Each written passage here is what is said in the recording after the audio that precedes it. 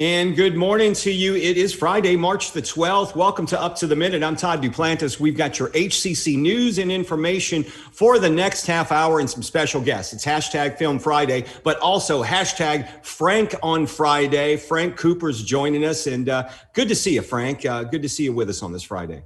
Good to see you too, man. The last Friday before our official spring break starts, I had a hearty breakfast. I'm in a great mood. Hey guys, check out HCC Up to the Minute. Next week, we won't be on air next week, but the week after, for the newest episodes, campus interviews with all of our guests. Go to YouTube, just search HCC Up to the Minute, get the latest episodes. We're also on social media, so Facebook, Instagram, Twitter, all our major social media platforms. So please, let's grow the show. All right, Frank. So stick around. We'll be checking with you in a little while. I think we might have to talk some sports today. So still some crazy stuff going on out there. And the Houston Cougars, how about them? You know, I'm down for it, man. Go Cougs. All right. We'll talk about that in a little while. Frank, stick around. All right. We've got a couple of special guests today. Germaine Washington is joining us, our HCC guest. She's the director of Entrepreneurial Initiatives and also the host of a couple of shows here on HCCTV. Good to see you, Germaine.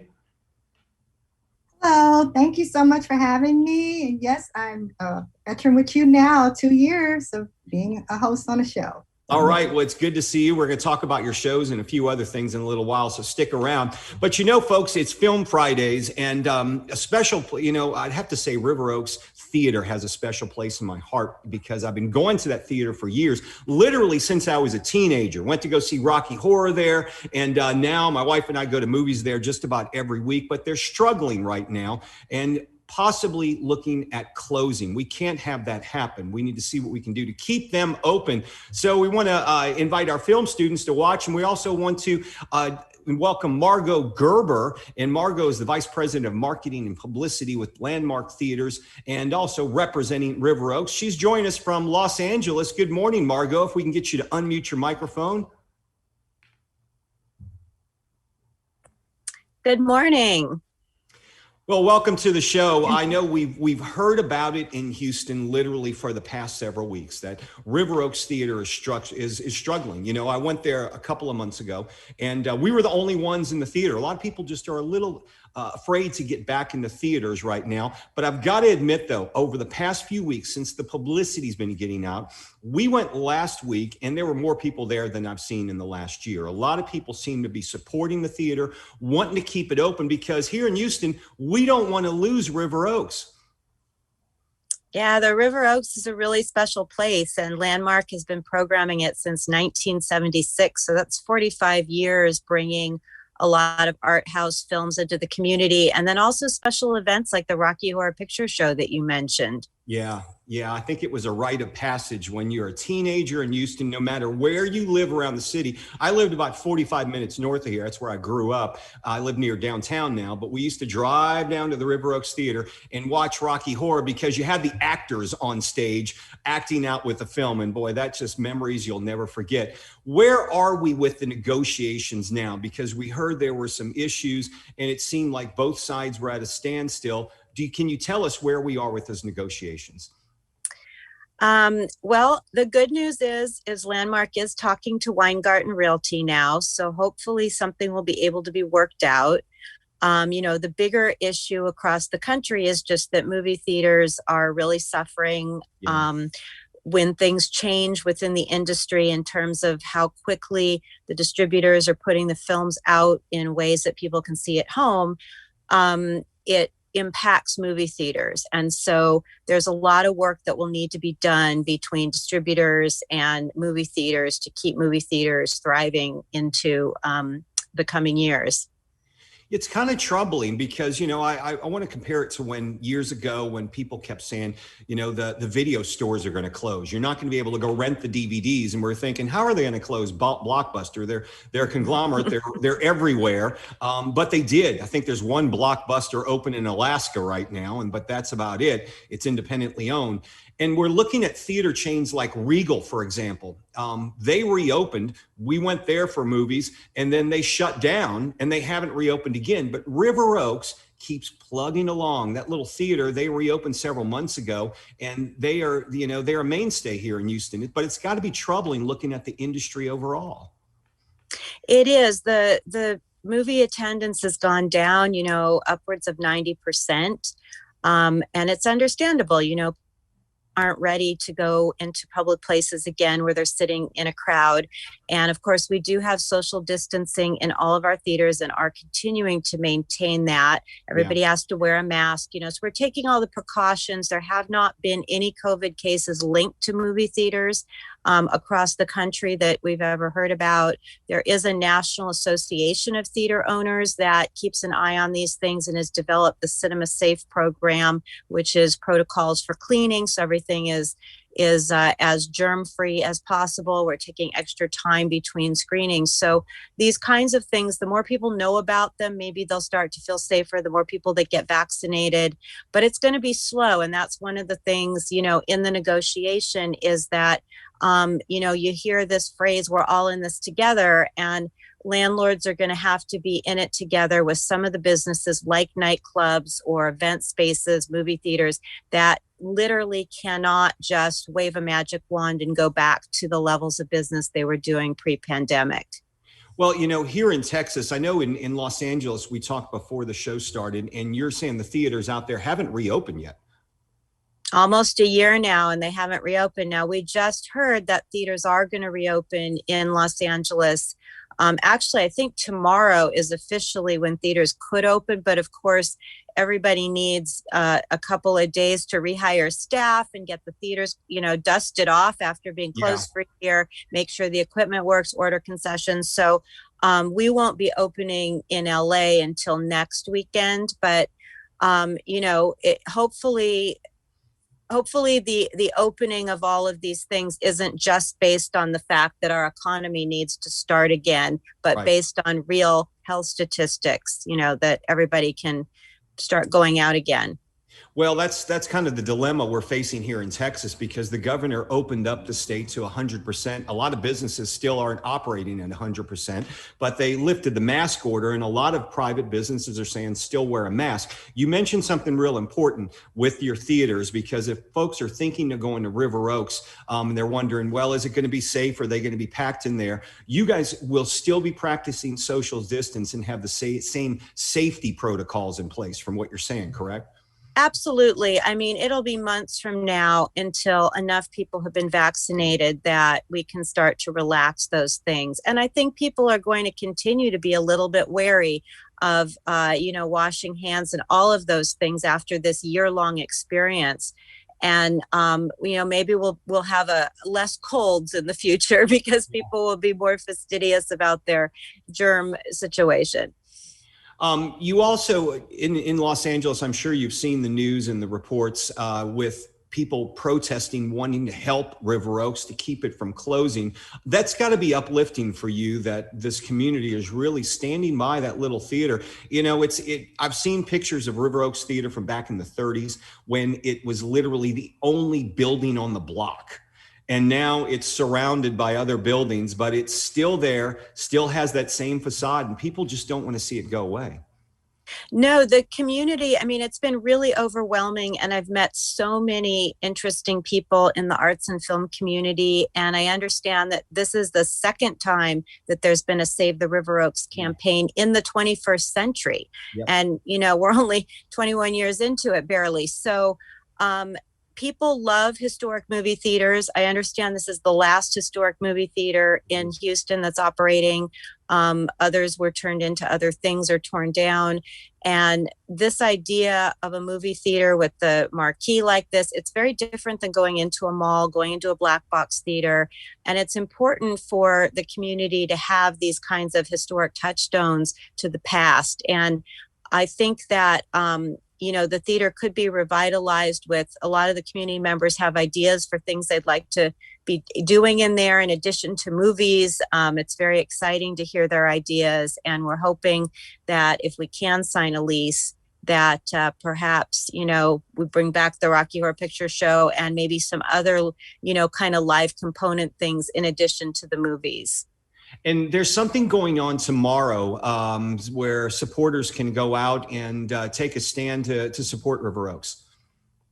Yes, the Houston Film Critics Society have gotten behind an operation that the initiative is to fill all the seats at the River Oaks all day tomorrow. So they're encouraging people to buy tickets. We've had people ask if they can start a GoFundMe for us, but really the GoFundMe should be buying tickets at the theater. It also helps the distributors that are putting their, a lot of them are fairly small movies that are putting movies into the River Oaks. So buy tickets, even if you can't use them. I understand that Swamp, one of the film organizations in town, will accept the tickets if someone just buys them and isn't going to actually use them, and they'll make sure students get them. And you can also just swing by and buy a popcorn or something, but support the theater by buying tickets, gift cards, or concessions. Okay, so I'm going to do my part. We've actually, my wife and I enjoy going to River Oaks. We've been the past several weeks, and we're going tonight to go see the movie The Father with Anthony Hopkins. Looking forward to that. So we're going to get some tickets. I'm going to buy a gift card, and we got the popcorn. So we'll be doing that tonight. So we encourage. Great, thank you. All right, Margot, we appreciate you being here on the show and joining us from Landmark Theaters. Folks, get out there, save our River Oaks Theater. We don't want to see it's going away. It sounds like, Margot, from talking to you, it sounds like good news on the horizon. There's some talks going on. We hopefully we'll keep this around. Well, if Landmark can't sign a lease deal, I hope the community will continue to fight for their theater. And there is a page that's going up, Friends of the River Oaks Theater, that will be on Facebook, and there'll probably eventually be a website. But if you're interested in finding out what this group is doing or joining it, please look on Facebook in the next few days for that. And on our Landmarks River Oaks Theater Facebook page, we will let people know where to find that when it becomes a reality. We'll put those links in the social media post for the show. Thanks, Margot. Take care and stay safe. Thank you. Have a good day. Bye-bye. You too. All right, we're going to move on to Germaine Washington, Director of HCC's Entrepreneurial Initiatives. Good morning, Germaine. How are you doing? Good morning, Todd. And I just want to clarify, I'm not the director. Brenda Rios from Brucker is the director. I am manager of events and programming. I'm also faculty. I'm a business professor. I teach marketing and business, and I teach in our hospitality department. You wear many hats over there. Yes, I do. And you also host a couple of shows here on HCCTV. Maybe you can tell people about them. Yes, I want to shout it out. I host a show called Our Community, Our Money, Entrepreneurial You, and it focuses on helping and highlighting businesses in our Houston community and people who want to start their businesses.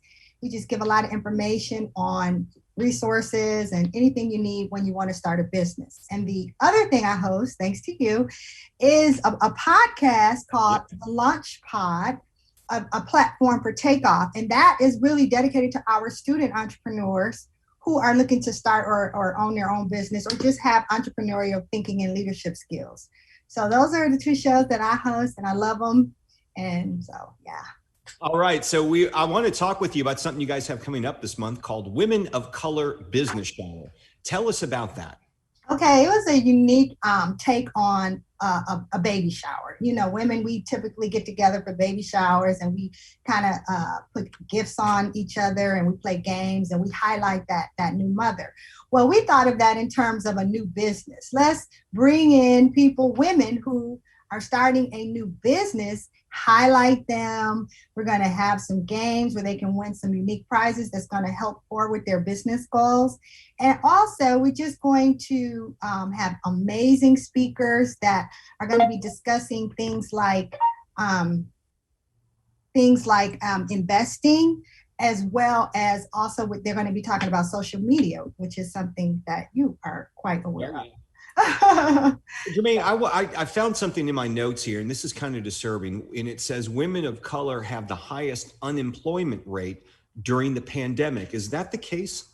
That is absolutely the case. Women of color has typically been one of our most underserved communities. And women of color not only are is known as some of the highest educated, but they also have some of the lowest assets overall of any other group in America. So they'll start their businesses at a higher rate, but they tend to fail at a higher rate as well. So this is one of the reasons why we chose to have specifically a women of color, just to really try to bring them up and to support them especially during these times. And I understand you've got some financial institutions that have partnered with you to help everyone who's going to be attending the conference. Yes, NABA is going to be one of our organizations that's going to be there, and that's the National Association of Women Business Leaders. They're going to be there. We're also going to have, and I have my list here of the women that we're going to have. We're going to be having LaShonda Pickett Renee. She's a vice president and managerial director for Texas, the Lift Fund. True Fund Financial Services, Tiffany Williams, creative director of Twice Media Productions, and Jasmine Augustine, founder of Media Relations. So we're going to have so many different women coming in with like vice presidents and entrepreneurs who've actually made it. And you've got a couple of success stories we want to touch on. This one sounds very interesting. Cascabel Salsa Gourmet. Saskamore Gourmet. Okay, yes. Hold on, right. That is an organization that Brenda Rios really worked with, and they came in and they've gone through our business plan competitions and our different things, and now they're just going above and beyond in their businesses and things like that. Yeah, so listen to this, folks. They make handcrafted Mexican spicy roasted chili oil salsa. If that doesn't sound good, I could put that on some eggs. I could probably just eat it straight out of the jar. But you can visit their website or their Instagram page. Go to cascabelsalsa.com. We'll have the link in the post. I've got to get some of that salsa, so maybe you can hook me up with that. Absolutely. I'm sure they'll love it.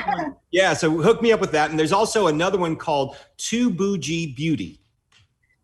Yes, that is one of our also that has gone through our digital media organization, and they have all kind of beauty products that you can get and obtain, and it's a woman of color organization. So yes. And they were started by a 15-year-old entrepreneur? Yes, and we have Crystal Victoria does a teen entrepreneurial camp. Wow. And this particular student does lip glosses, eyelash extensions. She's 15 years old, and they opened up a pop-up in the Galleria where you can also go in. News reports, yeah. Everything. And I actually purchased some of her products. So I don't know if your wife or anyone you know needs it, but she is really doing it at 15 years old. At 15 years old, I was standing in line to buy Rush tickets. That's what I was doing when I was 15. That was my entrepreneurial. Sometimes I get an extra pair and sell them for over the price, but don't tell anybody that. But yeah, that was my entrepreneurship. That's amazing. That's good stuff. So Germaine, once again, the beauty shower that's coming up, maybe you can tell us the date, and we'll put the link in the social media post for the show. Okay. It's a business shower. And it's going to be held on March 31st from 10 a.m. to 1 p.m. We have a link that you can register. It's free of charge. We also even have opportunities for you to get lunch, where we're going to have Common Cookery and other organizations can even bring you a lunch to your house. Yeah. It is completely virtual. We're going to have a wonderful business marketplace where you can do shopping, like you can buy the actual products from Bougie to be Bougie Beauty, or other opportunities. We're going to give away prizes. It's just going to be just a wonderful event for people. So please show up. All right. I still want some of that Mexican spicy roasted chili oil salsa. Let's not forget that. Let's not forget that. Germaine, thanks for joining us and bringing us up to date, folks. We're going to put the link to the conference in the post of the show. Thanks, Germaine. We'll see you again sometime. Thanks, Todd. Bye-bye. Right, take care. All right, Frank, are you in the mood for some chili oil salsa? Doesn't that sound pretty good? Yeah, at this point, man, I'm so hungry. I don't know if I have a tapeworm or what. Like, somebody get Frank some breakfast. Can we work on that? My mouth was salivating when she brought that chili oil. I'm like, man, I never had that before, but I would sure to try that. I'm all about that.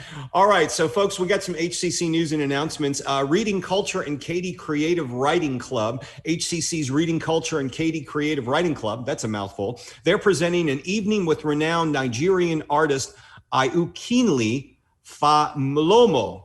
So you can join them 7 p.m. tonight Friday, March 12th, we'll have a link to register, and it's sponsored by HCC's Northwest College. You can check out their Facebook page for more information as well. All right, Ideas Pitch Competition. We've been talking about it on this show, Frank, and they're still taking pitches right now.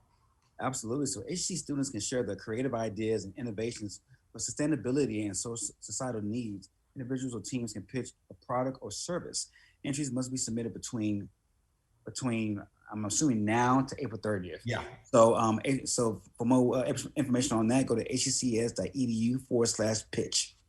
All right, free groceries, folks. Food insecurity, it's a real thing here in the city of Houston, and registration is still taking place at Houston Food Bank's Community Health Market Trailers, formerly the Eagle Mobile Food Market. They'll be at multiple HCC campuses. You sign up, you pick a campus, and then you just go pick up your food. All you have to do is drive in. They'll place it in your trunk for you. The email to get a hold of them is hcc.cares@hccs.edu. Frank, if you, for our students who are having maybe some trouble financially and you're worried about paying for school, don't let that stop you, because we've got a number of options for them in paying for classes here at HCC. Absolutely, Todd. So things from tuition to books, grants, scholarships, emergency assistance is here to help. That work study, the Eagle Promise program, and more that can assist you. So to help choosing a plan that works best for you, go to finaid.district@hccs.edu. All right. I know you're excited about this next announcement, but we won't be doing Up to the Minute next week because we're on spring break. I know. Yeah. Yeah, you know that. Are you going anywhere for spring break, Frank? No, I'm not. You know, I spent a hefty tag on my birthday out of the country. So I'm gonna do some house projects at the house, sleep in, really enjoy my home next week. What about yourself? Are you going with a spring break? No, we usually try to go out of town for a spring break. We've been, I was looking at Facebook memories, and years ago we were in Williamsburg, Virginia, New Orleans. We went all over the place for spring break. And this year we're just staying here in Houston because, there's so much uncertainty. We just decided to stay home and be healthy and maybe get outside and do a lot of exercising. So spring break is next week, which means we won't have Up to the Minute. No classes next week for our students, faculty, and staff. We'll return Monday, March 22nd. So we'll be back on the air at 10 a.m. Monday, March 22nd. Summer registration is going to be underway very shortly.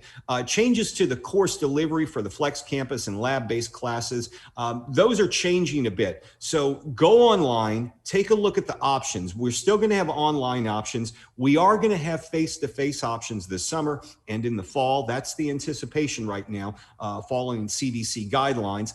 But keep in mind, if you sign up for a class on campus for this summer, the classes may be very small. So you want to get the class that you need. You can go to one location, Frank, to sign up for all your class needs. Absolutely, Todd. And that location is hccs.edu/now. That's right. Register today, register early. Don't let financial aid stop you or the lack of funds stop you. We've got scholarships, grants, financial aid, payment plans, lots of ways to help you pay for college. So Frank, talking a little sports, I've been reading a lot more. It looks like the new coach of the Texans had a press conference the other day, and he met with the Houston media, but then he was on this little podcast and he said something that was interesting. And he said, they asked him about Deshaun Watson, and he said, well, you know what? We want people on our team who are all in. Then he goes to the press conference with all of the media, and he says, Deshaun's still our quarterback, and we have no interest in trading them. But if you read between the lines, Deshaun's on his way out. I think they've come to acceptance now. And if they're smart, which they've proven over the last 20 years that really isn't the case, they would trade him and get the most out of it at this point. What do you think? I mean, if you're Coach Carly, what are you doing? Like, yeah. I mean, this franchise has already pretty much annoyed Deshaun Watson at this point. You go on a podcast saying one thing and using undertones of saying you don't buy in, you need out of here, and then go on a press conference and say the complete opposite. That it just keeps on the consistency of how clownish this franchise is. And if you're a free agent, if you're not a prize free agent, Todd, just a a free agent of value, why would you even consider Houston as a destination? They have not. They annoyed Hopkins. They traded him for peanuts. They Mr. Texan himself, J.J. Watt, who 3-time Defensive Player of the Year, is going to be a future Hall of Famer. They annoyed him. You know, he's gone, and now your prize franchise quarterback, he's annoyed. Like, as a free agent, why would I want to even like consider coming here? Well, they picked up a couple of free agents this week that were former Pro Bowlers, though. You know, they got Mark Ingram, running back, and then they picked up a offensive lineman. You know, so they're picking up a few people. I think these people may be at the end. These guys may be at the end of their career, but you know, regardless, they're still picking up a few of them. Here's what I'm thinking happened behind the scenes, and this is just giving them way too much credit. But I'm thinking they went to Deshaun and said, Deshaun, look, we get it, we understand. But let's play a little game. You know, let us try to get the most. We'll trade you to where you want to go, but let's put up this little smoke screen in between us. You say some random things in social media. We'll say we're not going to trade you. And meanwhile, we'll all get what we want out of this deal. You don't have to play for us. You go play who you want to, and then we get the most out of it, and everybody's happy. What do you think about that? You know what, man? That the Texans, that would mean that they're being calculated, and everything they've done over the last 2.5 years has been anything but calculated. There's been a lot of like strange moves, a lot of inconsistent moves, football moves that didn't make sense for the salary cap. So the term calculated with this franchise, maybe Nick Caserio is a different breed. We don't know. I guess we'll see as the years go by. But I like Mark Ingram. He was a Heisman Trophy winner 12 years ago. You know, he was a 1,000-yard back. Long in the tooth, yeah. Yeah, he's long. Yeah, and like you on your depth chart, your top 2 running backs have a combined age of 62 years old, and David Johnson and Mark Ingram. Like, what are you doing? Like, these guys are not gonna be able to stay healthy for the whole season.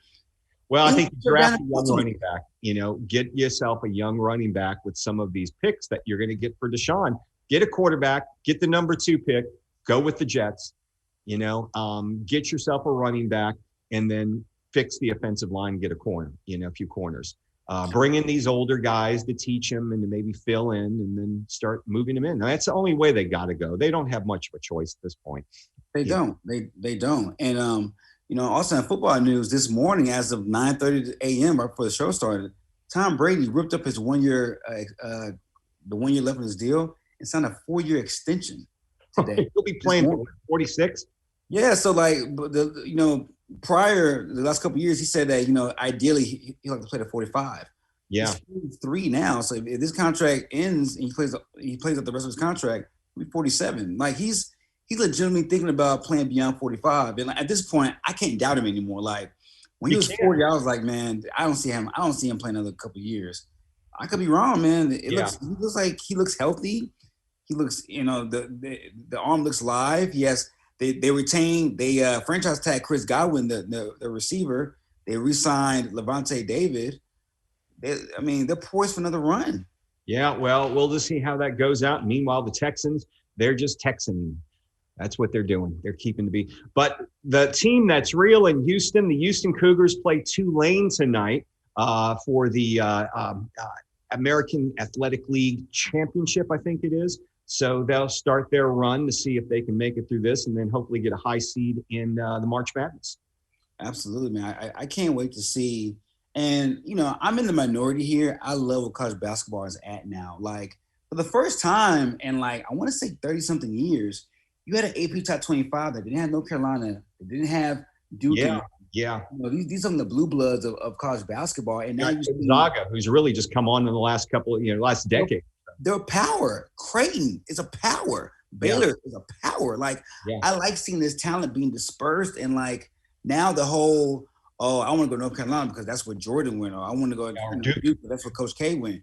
A lot of these Gen Z kids, they don't care about that. They want to get PT, they want to play, and they want to spend those 2 semesters and get as much as they can and get out of there. So and Sampson seems to be bringing them down to Houston. That's a good thing going on there over there at UVA. Considerations, Todd. He really does. Like this guy, like people forget, Sampson took an OU team to the championship game. Yeah. 4 or 5. He was coaching for the Rockets when he got hired for U of H. Absolutely. I mean, the guy knows how to cultivate and develop talent.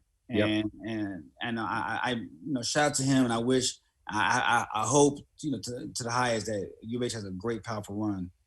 We're all hoping for that. Well, we'll see what happens. It'll be interesting to talk. We'll talk again, though, Frank. You'll be back March the 23rd, so you got almost 2 weeks off from the show. Have a good spring break, Frank. Thank you, man. You too, man. Stay out of trouble over there. All right. Stay safe. All right, folks. On Monday, March 22nd, when we return, we've got Tambella Franklin, HCC career specialist and certified career counselor. Also, it's Mental Health Day, so Andrea Watkins will be here from the Women's Fund of Education and Resiliency. It's a nonprofit organization dedicated to providing the tools and resources for Houston area women and girls to be healthy and resilient. I think I used to work with Andrea Watkins. We'll find out when we see her on Monday, the 22nd. We'll have a few stories. Folks, have a great spring break. Enjoy your time off. Enjoy your family. Stay safe out there. And we will see you on Up to the Minute, Monday, March 22nd, live at 10 a.m.